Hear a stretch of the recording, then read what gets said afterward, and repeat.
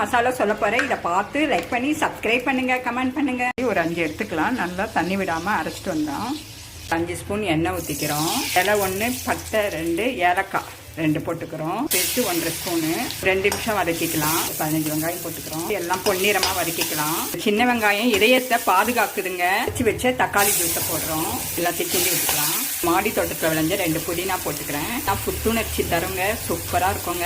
எங்கள் மாடி தோட்டத்தில் விளைஞ்சா ஃப்ரெஷ்ஷாக இருக்குங்க. வதக்கிக்கலாம். சின்ன வெங்காயம் இரும்பல், சளி, நுரையீரல் பிரச்சனைக்கு ரொம்ப நல்லதுங்க.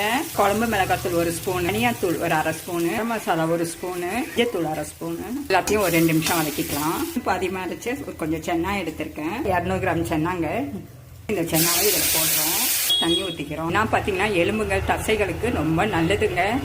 கொலஸ்ட்ராலை கம்மி பண்ணுது, எடையை குறைக்குது. 10 நிமிஷம் கொதிக்கட்டும். கொஞ்சம் உப்பு போட்டுக்கிறோம்.